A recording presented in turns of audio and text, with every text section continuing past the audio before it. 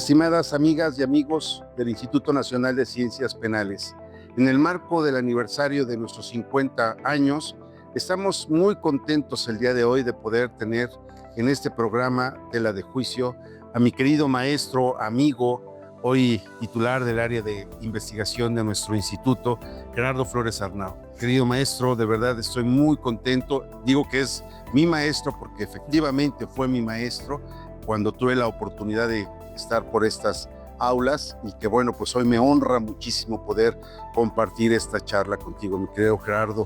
Vamos a hablar de un tema maravilloso del cual tú eres experto, que es precisamente sobre el tema de niñas, niños y adolescentes. Te damos la más cordial bienvenida, Gerardo.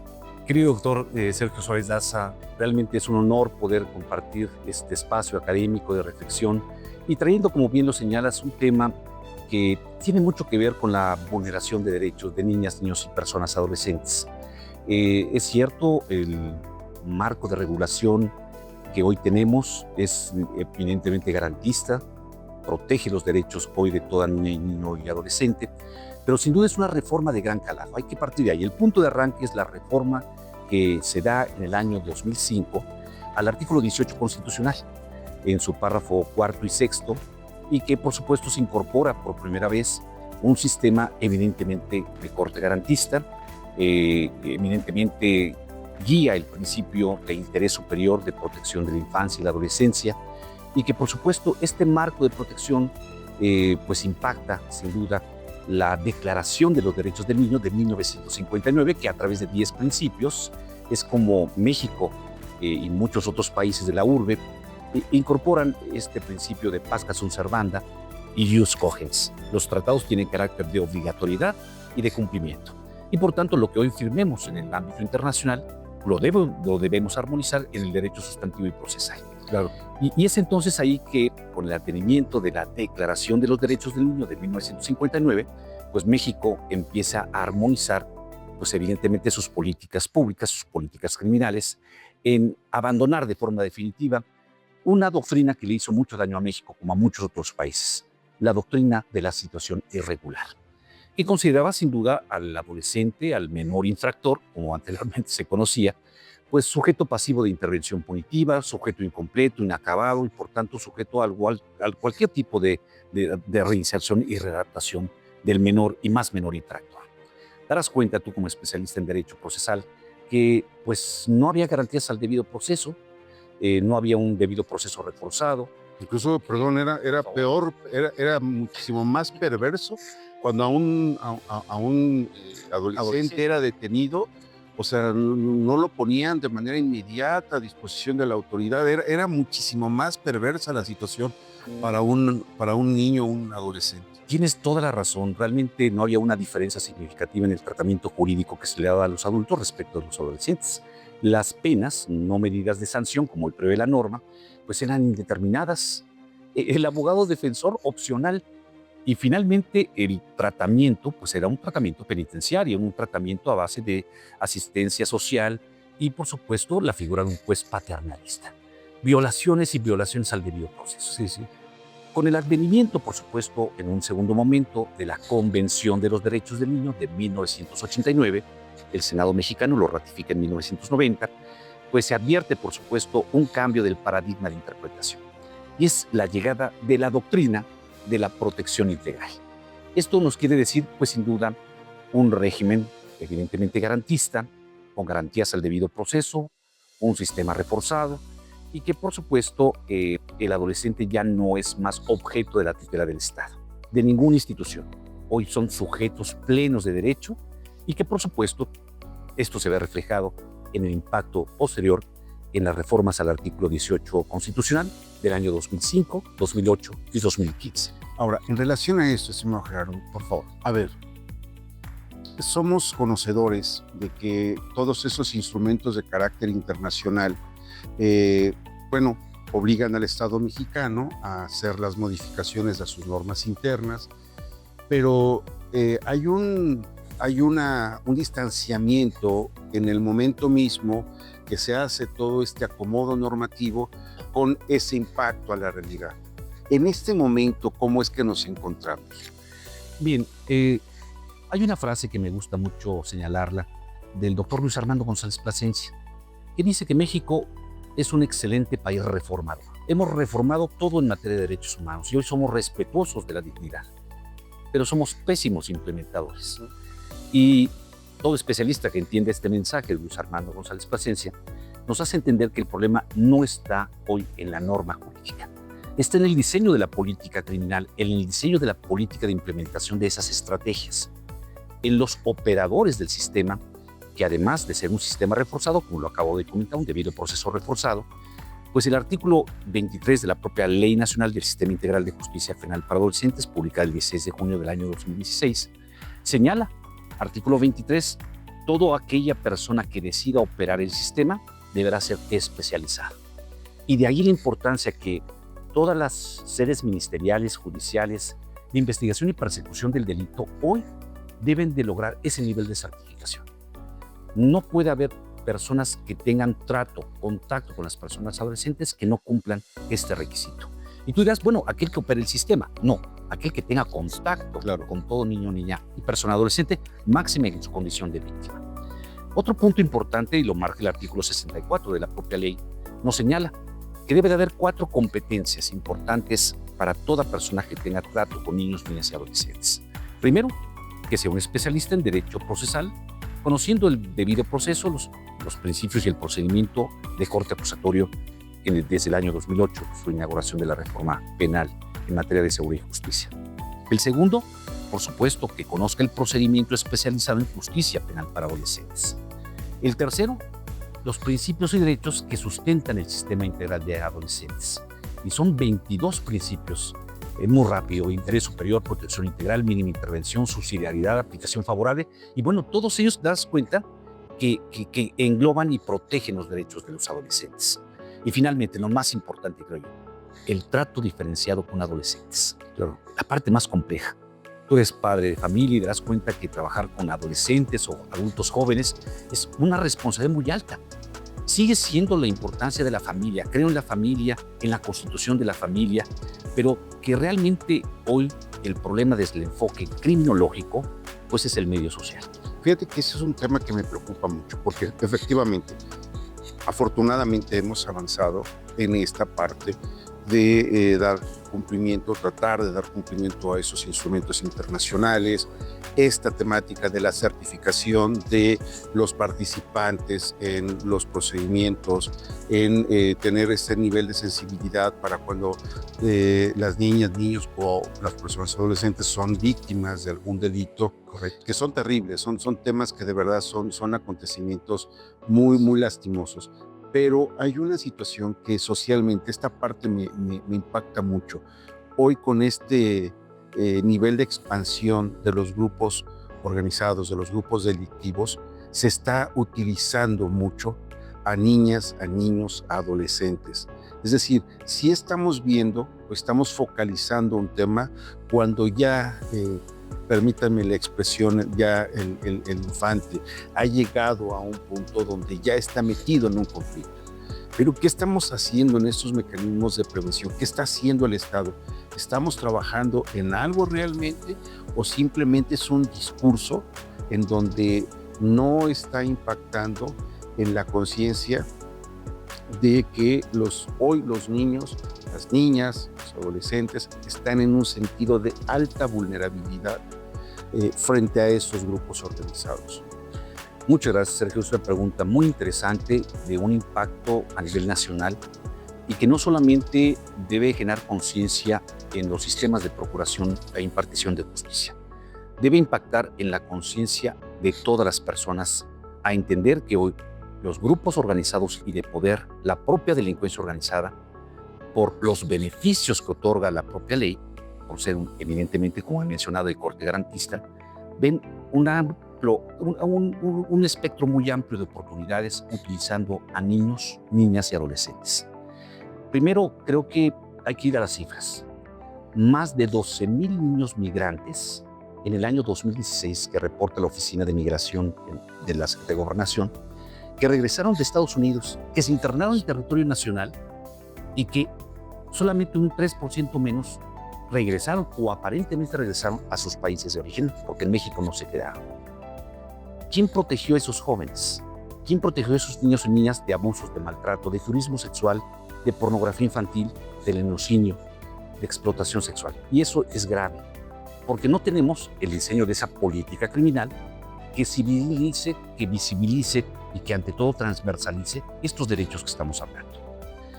Hay otra frase que me gusta mucho de Luis Armando que señala, el problema se reduce a entender que los adolescentes no son los vulnerables, sino sus derechos.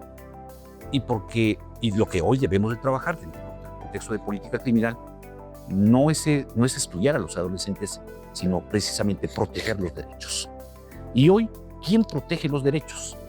Debe de ser todo el sistema integral, un sistema integral con unidades especializadas donde se registra, por supuesto, mayor desaparición de personas, siendo ellos niños, y el reclutamiento forzado. No puede existir reclutamiento voluntario, queda claro. Pero hoy el halconeo, el sicariato, están siendo víctimas. Y eso es grave. Es terrible porque sabemos que hay regiones en el país donde a las niñas, a los niños, se les secuestra su infancia. O sea, literalmente no están pensando en jugar, en una situación de incluso estudiar, prepararse, tener un proyecto de vida académico, no lo sé, de comercio, de una manera sana. O sea, están introyectados en un medio de gran violencia, que eso en ocasiones es de origen dentro de la propia familia, pero también de un entorno social que los está constantemente bombardeando.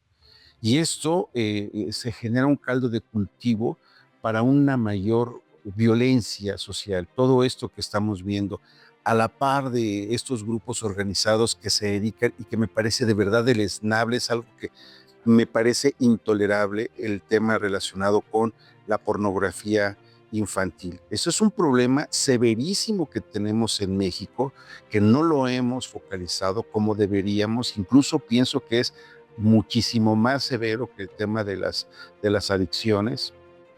Pero en el caso específico de la pornografía infantil, vemos grupos muy bien estructurados e incluso a nivel de carácter internacional. Y es toda una red que a través de lo que sería el Internet, de todas estas plataformas que se tienen, donde hay una comercialización sobre ello. Me parece que el Estado aquí está quedando a deber mucho, está quedando en una situación de total desprotección a esos derechos de las niñas, de los niños y de los adolescentes. ¿Qué tendríamos que hacer? ¿Hacia dónde vamos? Sergio, muy claro. Mira, permíteme iniciar con un comentario que hizo el inspector de policía de Interpol México.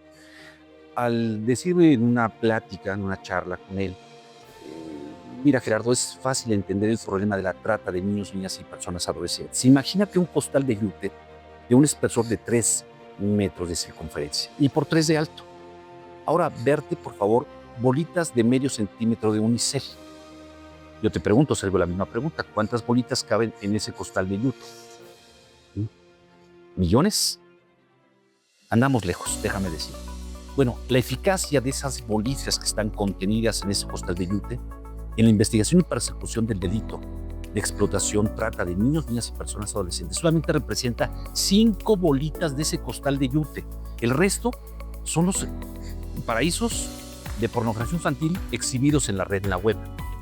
O sea, las páginas de internet están disponibles a cualquier persona. Que hay depredadores sexuales, es lo más grave. La gente goza ver un niño que es maltratada, golpeada, violada. Y la eficacia en la investigación son 5 bolitas de más de los 10,000 billones de páginas pornográficas localizadas por Interpol México en México.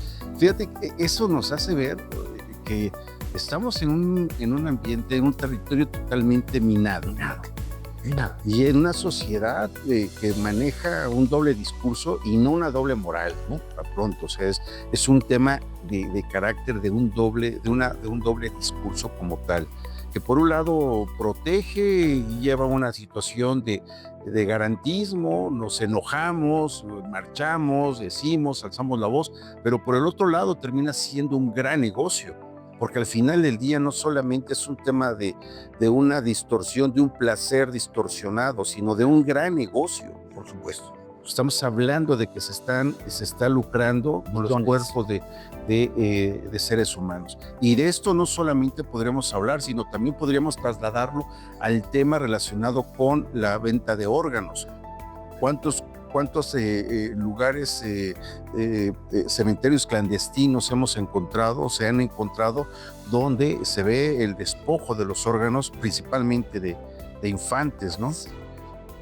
¿Hacia dónde vamos, mi tío Gerardo? Me hiciste bien la pregunta. Sin duda se requiere de un modelo integral de política criminal que vaya desde la prevención social de la violencia, la prevención en el consumo y uso de drogas cada vez mucho más recurrente, con mayor frecuencia, el tráfico de armas, otro tema, ¿no?, importante, el tema de armas de fuego, la simulación de armas 3D, el sicariato y, por supuesto, que es utilizado por las medidas de sanción que son benéficas. La idea del sistema no prevé que el adolescente se quede el mayor tiempo posible en los centros de detención, centros de internamiento. Son los mecanismos alternos, pero hoy ese sistema reforzado debe de virar hacia, evidentemente, mayor dureza contra los grupos organizados y de poder, mayor punibilidad, por supuesto, a aquel que haga mal uso de la dignidad de un niño o una niña, y que, por supuesto, haya un mecanismo más allá de persecución criminal. Tiene que haber también un modelo de cohesión entre lo criminal, lo político criminal y el modelo social. Es necesario retomar valores. Perdón, tal vez esta no es una... No, claro, pero tú eres importante con altos grados de moralidad, de valores. Y yo creo que el problema está en la familia, en la crisis familiar, que la composición de papá, mamá, hijo, hija ha desaparecido, está casi extinta. Hoy los núcleos familiares, por la diversidad sexual, por la diversidad de género, deben entender los nuevos modelos y los nuevos paradigmas.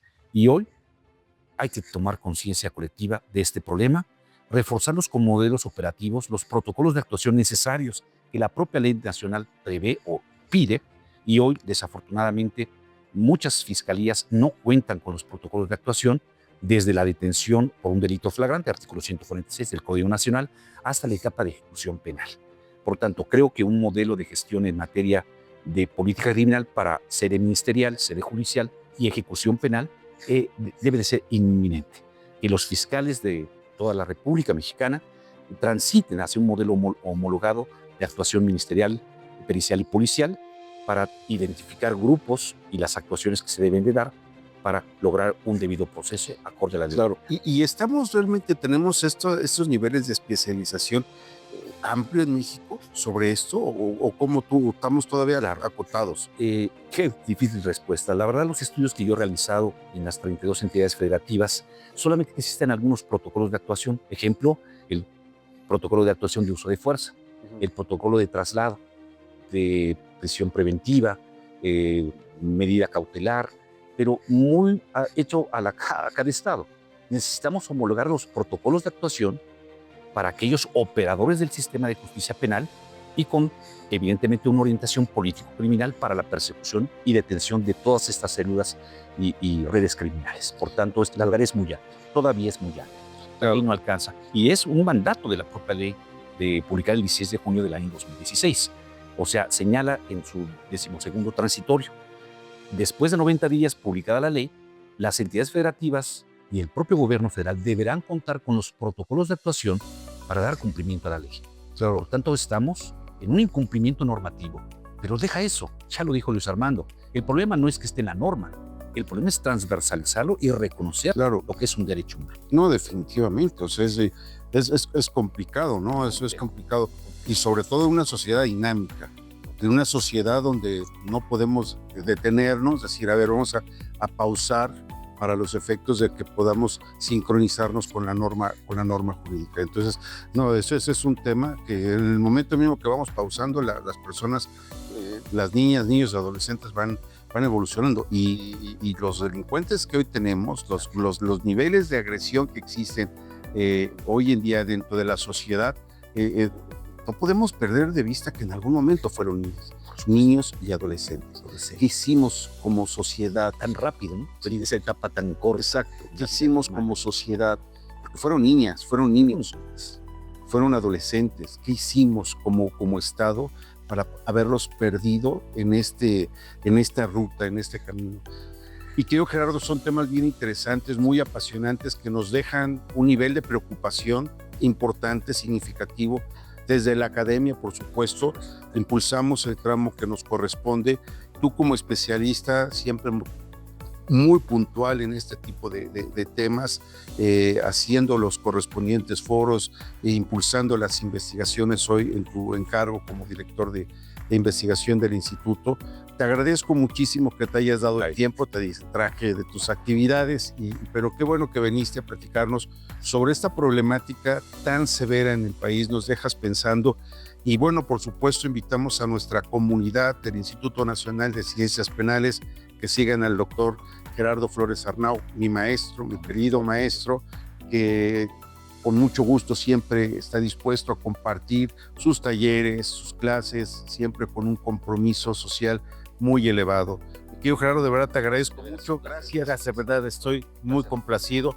Y bueno, pues en el Instituto Nacional de Ciencias Penales vivimos intensamente las ciencias penales. Muchas gracias.